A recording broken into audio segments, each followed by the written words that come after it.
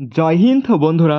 তো আজকে ছিল আরপিএফ কনস্টেবল 2025 সালের 5ই মার্চের প্রথম শিফটের পরীক্ষা। তো প্রথম শিফট থেকে যতগুলো কোশ্চেন কালেক্ট করতে পেরেছি আজকে এই ভিডিওর মাধ্যমে তোমাদেরকে শেয়ার করব। তো প্লিজ সম্পূর্ণ ভিডিওটি দেখবে আর পরবর্তী শিফটের জিকে পাওয়ার জন্য আমার চ্যানেলটিকে তোমরা সাবস্ক্রাইব করো।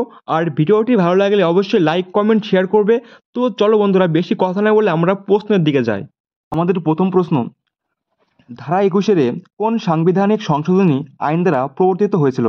তাহলে আমাদের অ্যান্সারটা হবে ভারতীয় সংবিধানের 21 ধারা 2002 সালের 86তম সংবিধান সংশোধনী আইন দ্বারা। নেক্সট প্রশ্ন, শক্তি অধ্যয়ন ভারত এবং কোন দেশের মধ্যে হয়েছিল?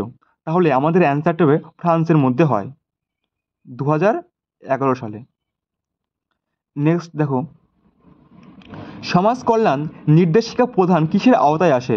তাহলে আমাদের অ্যান্সারটা হবে গান্ধীবাদী নীতি। নেক্সট চলো, সঙ্গম যুগে কোন রাজবংশের ক্ষমতা ছিল না?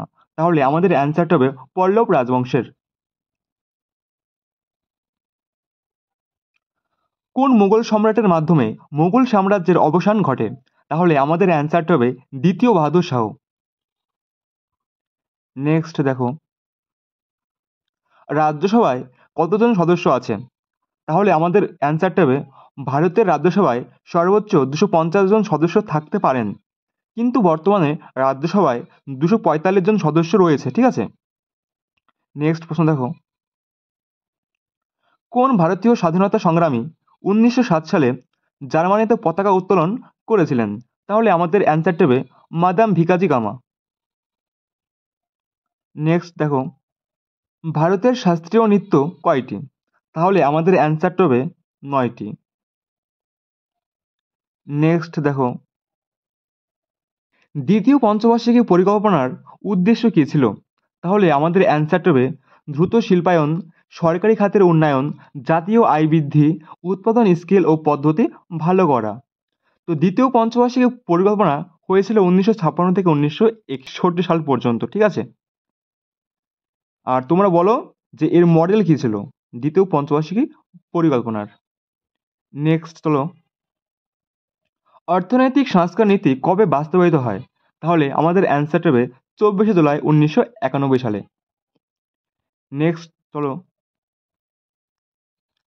বৈশাখী উৎসব কোন রাজ্যে পালিত হয়? তাহলে আমাদের অ্যান্সারটা হবে পাঞ্জাব। যদি থাকতো অপশন তোমাদের হরিয়ানা, তাহলে কিন্তু তোমার তোমার অ্যান্সারটা কিন্তু হতো। নেক্সট চলো বন্ধুরা, বেগের সূত্র কি?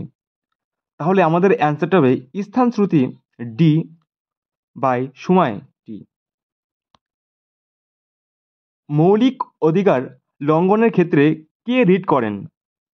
তাহলে আমাদের অ্যান্সারটা হবে সুপ্রিম কোর্টের সংবিধানের 32 অনুচ্ছেদের অধীনে আর হাইকোর্টের সংবিধানের 226 অনুচ্ছেদের অধীনে রিট জারি করে। ঠিক আছে। তো দেখো বন্ধুরা, পরবর্তী প্রশ্ন লাইফ সায়েন্স থেকে ছিল একটা, লিউকোসাইটের কাজ কি? তাহলে আমাদের অ্যান্সারটা হবে লিউকোসাইট শ্বেত রক্তকণিকা নামে কিন্তু পরিচিত, সংক্রমণ ও রোগের বিরুদ্ধে লড়াই করতে সাহায্য করে। সংসদের কোন কক্ষে কক্ষে অর্থ বিল পেশ করা যায় না? তাহলে আমাদের অ্যান্সারটা হবে লোকসভায়, কিন্তু রাজ্যসভায় কিন্তু পেশ করা যায়। নেক্সট চলো, উড়িষ্যার বর্তমান মুখ্যমন্ত্রী মোহন চরণ মাঝি কোন দলের সদস্য?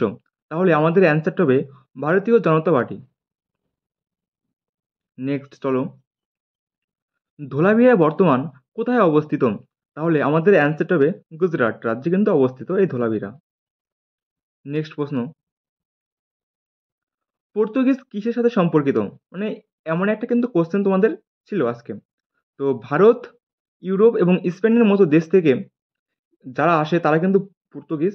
আর পর্তুগিজ ভাষা ভারতের গোয়াতে কথ্য ছিল, যেটি 1961 সাল পর্যন্ত পর্তুগিজ অঞ্চলে হয়ে থাকতো। রাষ্ট্রনীতির নির্দেশমূলক নীতিগুলি কোন অংশে রয়েছে? তাহলে আমাদের অ্যান্সারটা হবে ভারতীয় সংবিধানের 4র্থ অংশে রাজ্যনীতির নির্দেশমূলক নীতি ডিপিএসপি তোমার আছে। রাষ্ট্রনীতির নির্দেশমূলক নীতি আইরিশ সংবিধান থেকে তোমার নেওয়া হয়েছে। সংবিধানের ৩৬ অনুচ্ছেদ থেকে ৫১ নং অনুচ্ছেদ পর্যন্ত এই নীতিগুলিকে অন্তর্ভুক্ত আছে। নেক্সট দেখো, বিশ্বায়নের অর্থ কী? তাহলে আমাদের অ্যান্সারটা হবে পৃথিবীর বিভিন্ন অঞ্চলের মধ্যে অর্থনৈতিক, সাংস্কৃতিক, সামাজিক এবং রাজনৈতিক ক্ষেত্রে সংযোগ বাড়ানো। তো নেক্সট চলো, একটু ভূগোল থেকে ছিল একটা প্রশ্ন, দুটি নদীর মধ্যবর্তী এলাকাকে কি বলা হয়? তাহলে আমাদের কিন্তু অ্যান্সারটা হবে তোমার দোয়াব বলা হয়। নেক্সট চলো, চিনিকে অ্যালকোহলে রূপান্তরিত করার প্রক্রিয়াকে কি বলা হয়? তাহলে আমাদের কিন্তু অ্যান্সারটা হবে গাজন বলা হয়। এটি একটি জৈবিক প্রক্রিয়া। নেক্সট চলো বন্ধুরা, কোন দেশ ইউএনএফসিসিসি COP 29 আয়োজন করেছে? তাহলে আমাদের কিন্তু অ্যান্সারটা হবে আজারবাইজানের বাকুতে জাতিসংঘের জলবায়ু পরিবর্তন সম্মেলন আয়োজন করা হয়। এই সম্মেলনটি 11 থেকে 22 নভেম্বর 2024 পর্যন্ত অনুষ্ঠিত হয়। ঠিক আছে। নেক্সট চলো বন্ধুরা, নিম্নলিখিত গুপ্ত বংশের রাজাদের কালানুক্রমিক ক্রমে সাজান। ঠিক আছে। তাহলে আমাদের কিন্তু অ্যান্সারটি তোমার হবে, প্রথমে তোমাদের হবে শ্রীগুপ্ত, তারপরে হবে তোমার সমুদ্রগুপ্ত, তারপরে হবে তোমার চন্দ্রগুপ্ত দ্বিতীয়, আর লাস্ট হবে তোমার স্কন্দগুপ্ত। তাহলে আমাদের কিন্তু অ্যান্সারটা হবে 1 4 2 3। MPOX এম বলতে কি বোঝায়? তাহলে আমাদের অ্যান্সারটা হবে বানর। রামায়ণের রামের ভূমিকায় অভিনয় করা অভিনেতা অরুণ গভিল 2024 সালের লোকসভা নির্বাচনে কোথায় জিতেছিলেন? তাহলে আমাদের অ্যান্সারটা হবে উত্তরপ্রদেশ থেকে মিরাট লোকসভা কেন্দ্রের জন্য ভারতীয় জনতা পার্টির প্রার্থী হিসেবে মনোনীত করা হয়েছিল। নেক্সট চলো, বৃহৎ স্নানাগারটি কোথায় পাওয়া গেছে? তাহলে আমাদের অ্যান্সারটা হবে মহেঞ্জোদারো।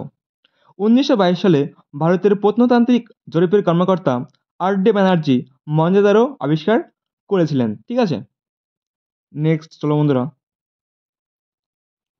32 অনুচ্ছেদ কিসের সাথে সম্পর্কিত? তাহলে আমাদের অ্যান্সারটা হবে সাংবিধানিক প্রতিকারের অধিকার। নেক্সট চলো, 21তম সংবিধান সংশোধনের মাধ্যমে কি যোগ করা হয়েছে? তাহলে আমাদের অ্যান্সারটা হবে ভারতীয় সংবিধানের 21তম সংশোধনীর মাধ্যমে সংবিধানের 8ম তফসিলে সিন্ধি ভাষাকে যুক্ত করা হয়েছিল। এই সংশোধনী আইনের আনুষ্ঠানিক নাম সংবিধান আইন 1967।